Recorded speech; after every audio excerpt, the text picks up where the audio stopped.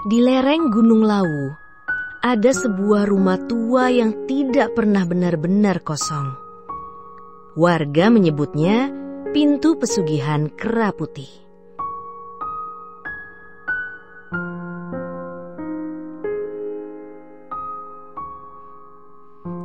Dari luar, rumah itu tampak lapuk, dipeluk semak belukar, seperti tak berpenghuni.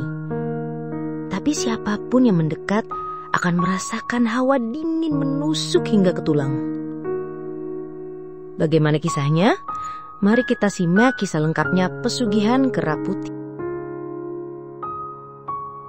Di sebuah desa tua di lereng Gunung Lawu, masyarakat percaya akan adanya sebuah aliran pesugihan yang berbeda dari biasanya.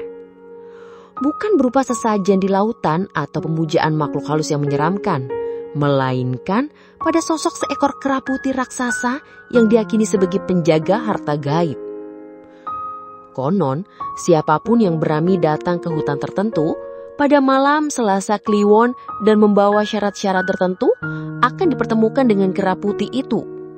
Sosoknya besar, matanya merah menyala, dan bulu putihnya berkilau seperti diterpa cahaya bulan.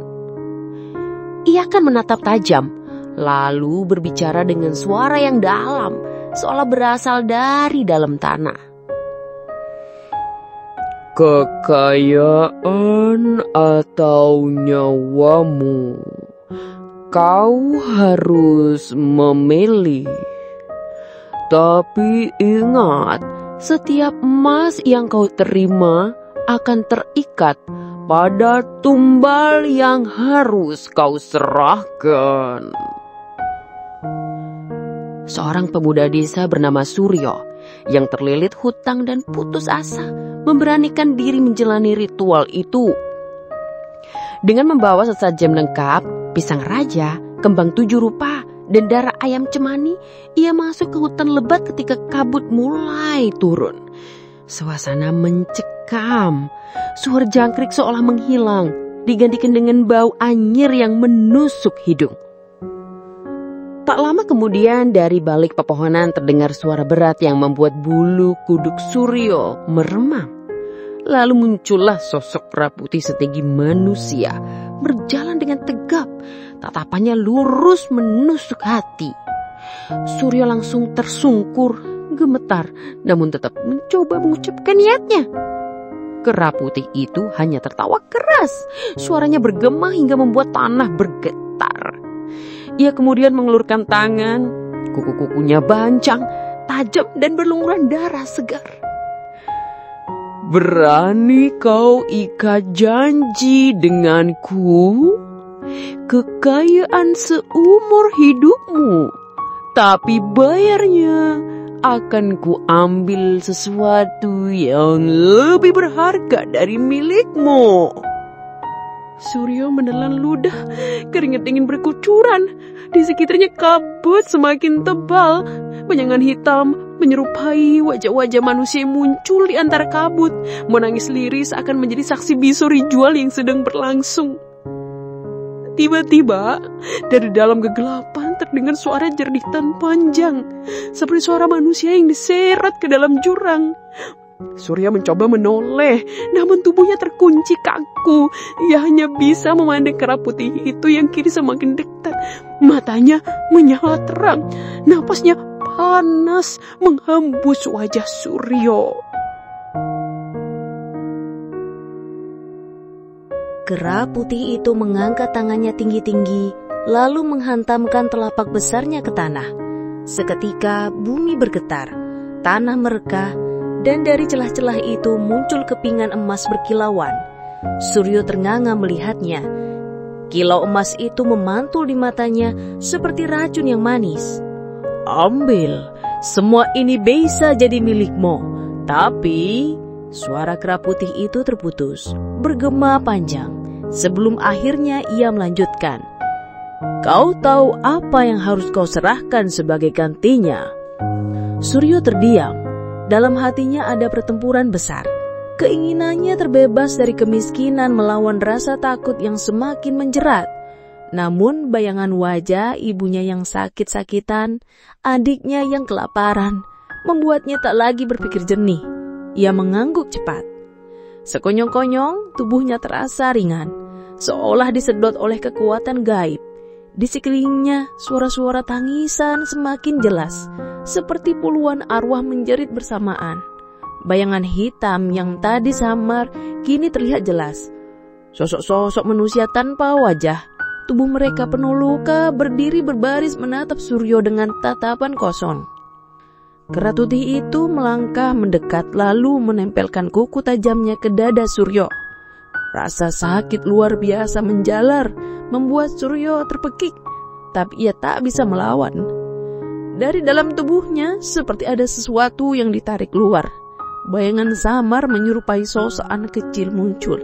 Menangis keras, berusaha memeluk tubuh Suryo, namun tertarik paksa ke tangan kera putih.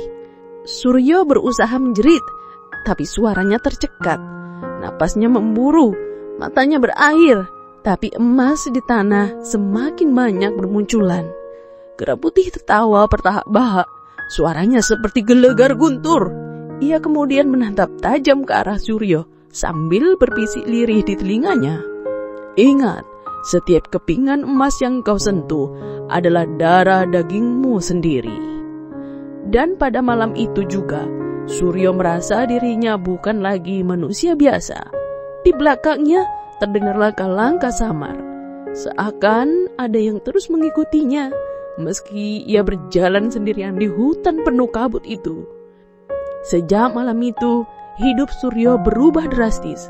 Rumahnya yang dulunya reot kini dipenuhi barang-barang mewah. Ia mendadak mampu membeli sawah luas, ternak berjumlah ratusan, bahkan rumah besar yang tak pernah dibayangkan oleh warga desa sebelumnya.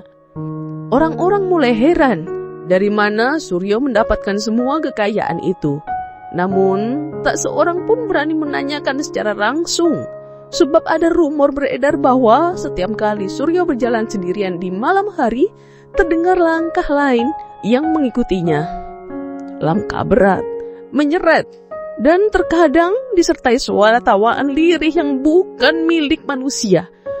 Beberapa warga desa bersumpah pernah melihat bayangan putih besar di belakang rumah Suryo, duduk di atap dengan mata menyala merah, seolah sedang menjaga harta yang dimiliki Suryo. Namun kekayaan itu datang dengan tanda-tanda aneh. Ibu Suryo yang sakit-sakitan tiba-tiba meninggal mendadak tanpa sebab yang jelas.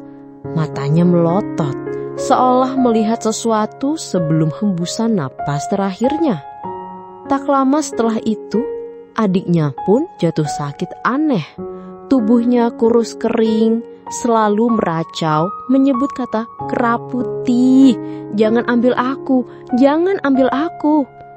Suryo semakin gelisah. Namun setiap kali ia mencoba melepaskan diri, selalu muncul suara itu di telinganya. Ingat, kau sudah berjanji, tak ada jalan kembali. Semakin kau menolak, semakin besar bayaran yang harus kau berikan. Malam-malam Suryo semakin mencekam. Setiap tidur, ia selalu bermimpi berjalan di hutan kabut bersama deretan arwah tanpa wajah yang terus merintih. Dan di ujung barisan itu selalu ada kera putih yang duduk di atas singgasananya, menunggu dengan tatapan tajam sambil menepuk-nepuk tanah seolah memanggil Suryo untuk kembali. Suatu malam, ketika desa terlelap, Suryo terbangun karena mendengar suara langkah berat di depan rumahnya. Ia mengintip lewat jendela dan yang dilihatnya membuat darahnya membeku. Seekor kera putih raksasa berdiri di halaman. Bulunya berkilau terpa cahaya bulan, sementara di tangannya tergenggam sesuatu yang bergerak, menyerupai tubuh manusia mungil yang terus merontah sambil menangis lirih. Tiba-tiba, pintu rumahnya berderi terbuka perlahan. Angin dingin menusuk masuk, membawa aroma anyir darah. Suryo mundur ke sudut kamar, tapi langkah berat terdengar mendekat. Disusul suara kuku panjang menggores lantai, kerak, kerak, kerak. Dalam kepanikan, ia menutup telinga, berharap semua hanya mimpi. Tapi suara itu semakin keras, diikuti bisikan yang berputar-putar di kepalanya. Kau masih ingin emas, Suryo? Atau kau sudah siap mengganti dengan nyawamu? Peluh dingin mengucur deras. Ketika ia membuka mata, lantai kamarnya dipenuhi kepingan emas yang berkilauan. Namun, emas itu perlahan berubah warna, menjadi merah pekat, lalu meneteskan cairan kental seperti darah yang mengalir deras ke arah kaki. Suryo menjerit, namun tak ada suara keluar dari mulutnya. Di cermin kamar, ia melihat bayangan dirinya, bukan lagi Suryo biasa. Matanya merah, kulitnya memucat, dan di punggungnya muncul bayangan samar seekor kerapuki yang tengah merangkak seolah menempel dan menyatu dengan tubuhnya.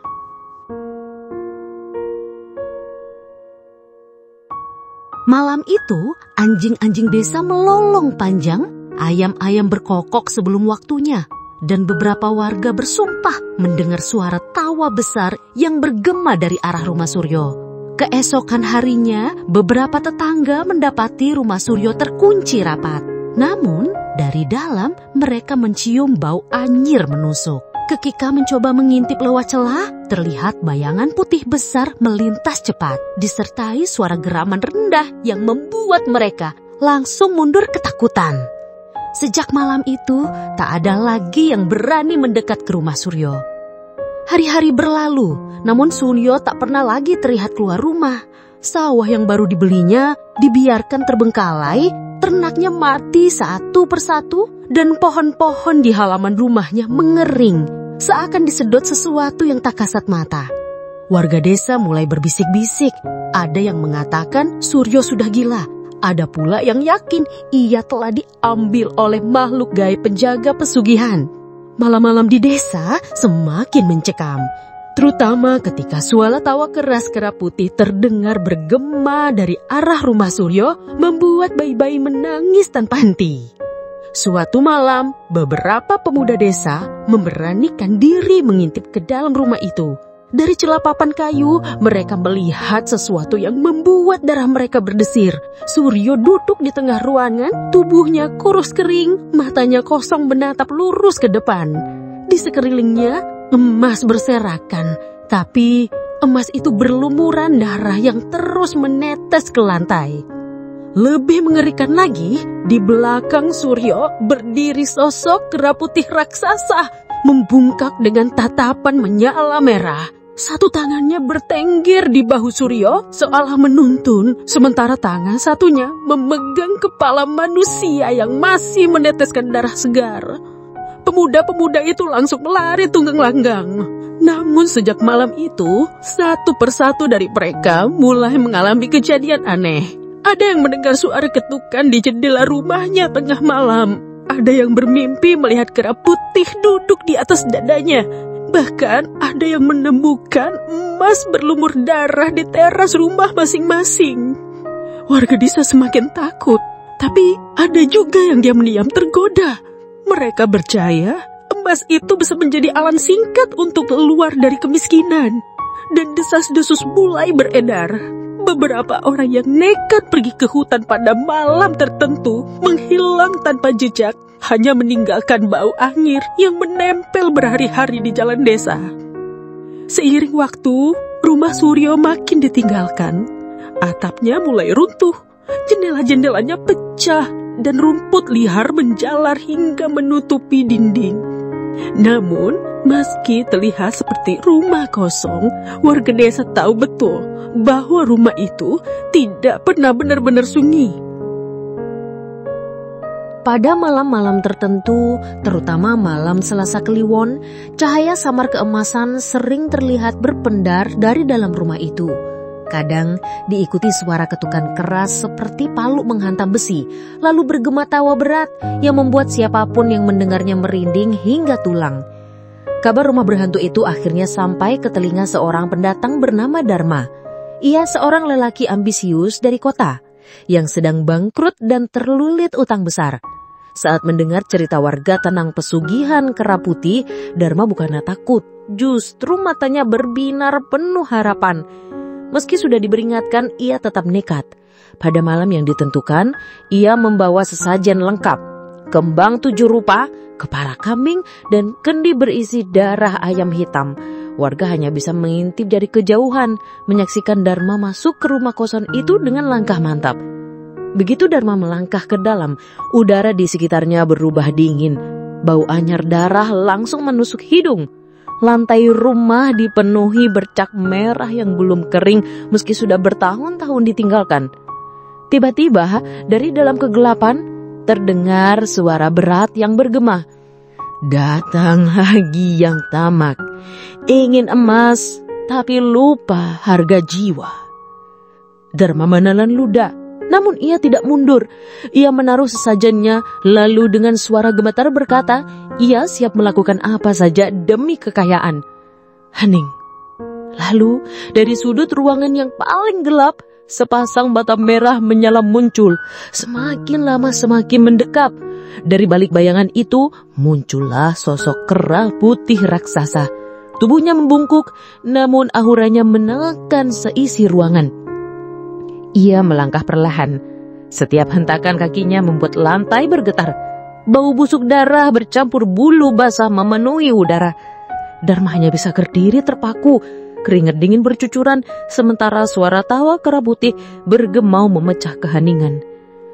Apakah kau siap membayar dengan sesuatu yang lebih berharga daripada hidupmu sendiri?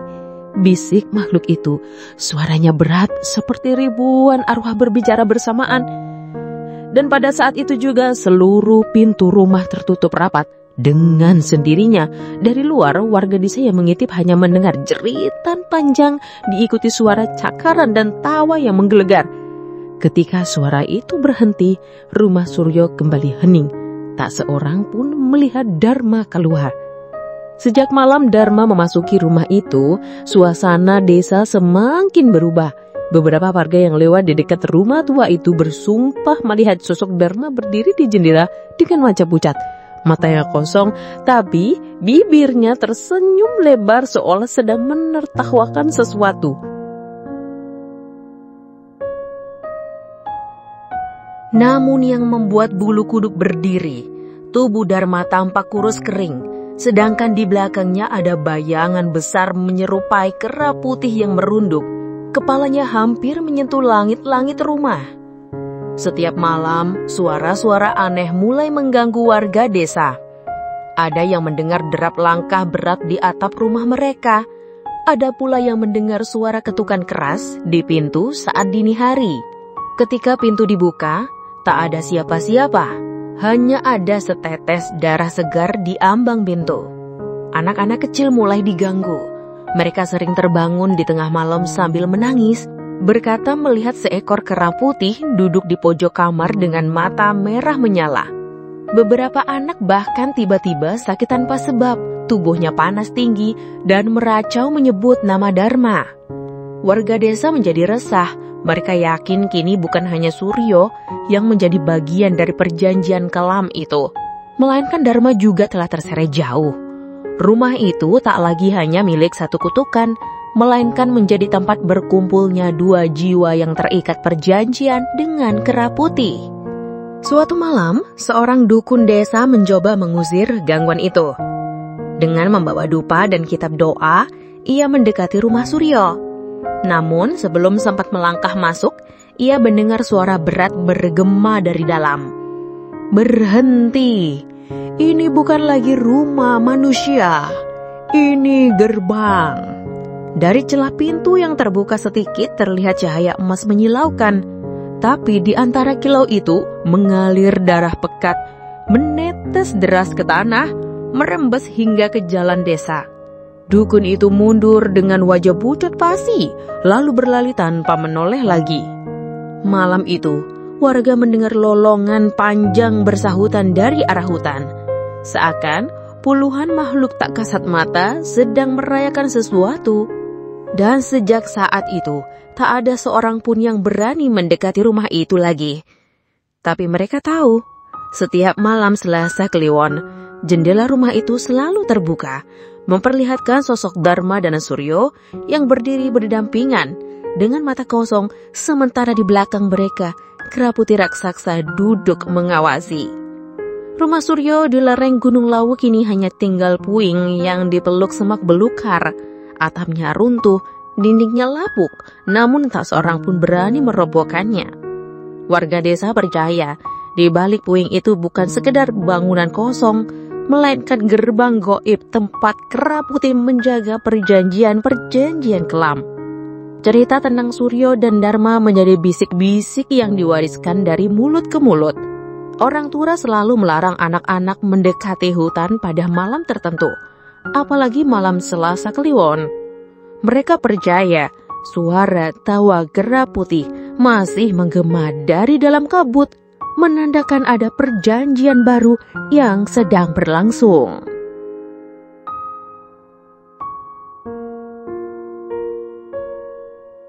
Konon, siapapun yang berjalan sendirian melewati desa itu di malam hari, kadang melihat kepingan emas berkilau di jalan.